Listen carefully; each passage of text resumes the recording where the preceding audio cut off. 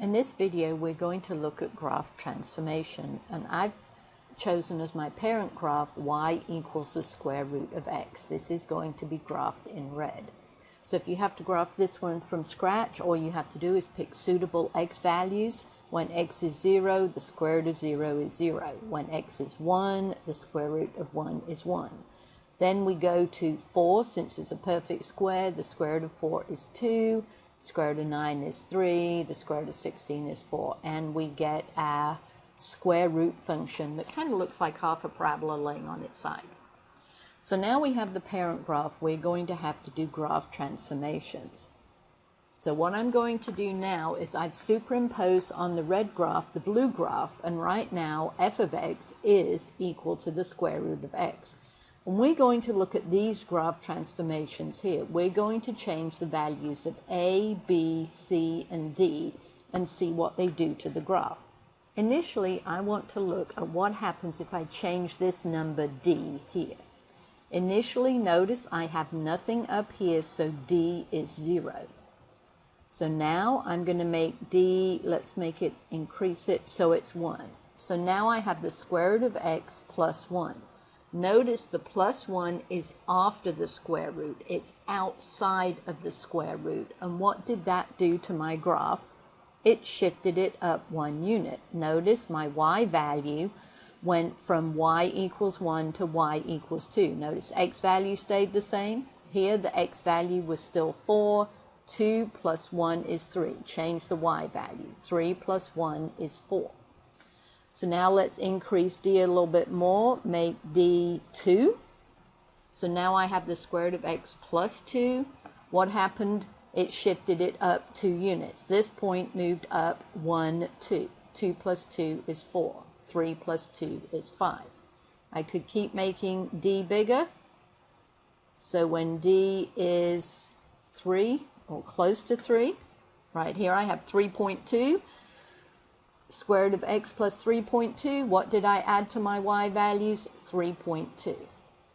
So now let's bring D back to 0, and it's going to be where I started, if I can get this thing to work. So now I'm back with my blue graph superimposed on my red graph, and now instead of adding, I'm going to subtract numbers. So what happens if I have the square root of x minus 1? Well, let's see if I can get this thing to work. Square root of x minus 1. So now I have D equals negative 1. What happened to the graph? It shifted down 1. Keep going. Shifted down 2. When D is negative 2, let's go all the way down. D is negative 4. So I have the square root of x minus 4. The 4 is outside the function. It's after the function. And what happened? It shifted it down 4 units. Every point shifted it down 4 units. So let's see if we can summarize this. And let's see if I can draw on here. So now we're looking at D. If D was positive, greater than 0, it was a vertical shift up D units. And if D was less than 0, it was a vertical shift, but it went down D units. So notice this D is after the function, it's outside the function. B and C are inside, D is outside. So if I add and subtract a number, it is going to, outside the function, it shifts the graph up or down. All right, so now let's get D back to 0 again, if I can. So now I'm back to my square root of x. Now I want to look at what happens when I add and subtract a number inside the function. So notice C is inside the function. Right now C is 0, there's nothing added or subtracted. So I'm going to make C equal positive 1. So now I have the square root of x plus 1. You see, that plus 1 is inside the function. It's inside the square root. And if I have a plus 1, where did it shift it? It shifted it to the left 1 unit. So let's make C bigger. Let's make C 3. So I have the square root of x plus 3. Where did it go? 1, 2, 3 units to the left. Notice this point, 0, 0, moved to negative 3, 0. The y value stayed the same. My x value, I subtracted 3 from the old x value. So 1 minus 3 is negative 2. So when C is positive, it's going to go left, which often surprises students because they think plus 3 is going to make it go to the right. So remember, horizontal inside, plus 3 makes it go the opposite of the way you think, to the left. So now let's make C go back to 0, and now let's make it go negative. So now I have x minus 2. Where did the graph go? 1, 2 units to the right. Let's make C negative 4. Did all my points move 4 units to the right? If you look at this point here, it was 4, 2. The y value is the same. It still stayed at 2. My x value, 4 plus 4, is 8. So let's make C, negative 5. X minus 5, did every point move 5 units to the right? Yes. So let's go back and put that on here. So now we know that if C is positive, greater than 0, it was a horizontal shift. So when it's inside, it was horizontal. But if C was positive, it moved to the left. C units, the opposite of what you think. And if C is less than 0, if C is negative, it's a horizontal shift to the right, C units. So notice, when I add and subtract a number outside, it's a vertical shift up and down. Add and subtract a number inside, it's horizontal. And horizontal often does the opposite of what you think it might do.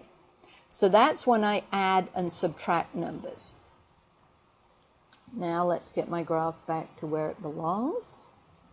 Now let's look at what happens if I change the value of A. Initially, all I want to look at is what happens when A is 1 and A is negative 1.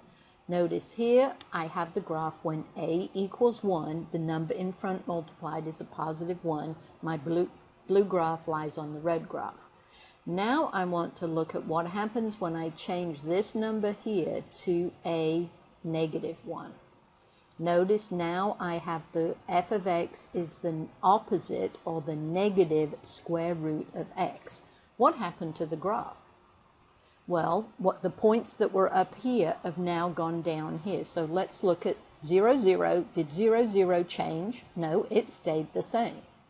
1, 1 became 1, negative 1. Notice the x stayed the same, the y became the opposite. 4, 2 became 4, negative 2. So points that were 2 units above now become 2 units below. A point that was 3 units above is now 3 units below. 4 units above, 4 units below. So when I multiply by a negative outside, it's a vertical reflection. So points that were up go down, and if the red graph had originally had some points down here, they would have been reflected up. All we do is notice multiply our old y values by negative 1. So now let's look at what happens when I multiply my x by a negative 1. Right now b is positive 1, the number in here is positive 1. Now I want to multiply that value by a negative 1. So I have negative 1 times x inside the function. Where'd the graph go?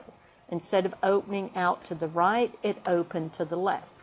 Notice 0, 0 didn't move, but the point 1, 1 became negative 1, 1. So the points that were on the right became on the left.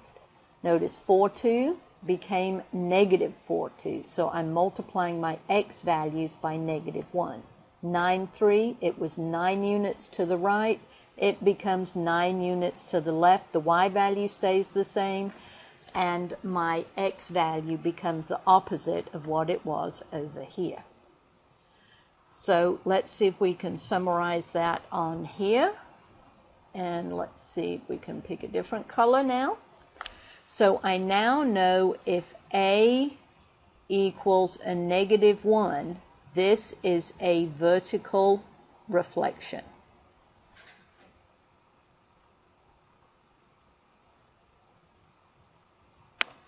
And if B is a -1, it is a horizontal reflection.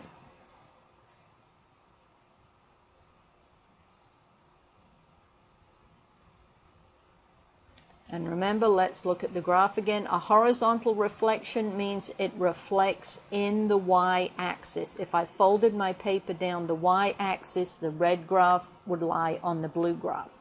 And if I did the same, if I looked at the vertical reflection, it's a reflection about the x-axis. Fold my paper down the x-axis, the blue graph would lie on the red graph. So let's go put that on our summary. The horizontal reflection was a reflection in the y-axis. The vertical reflection was in the x-axis.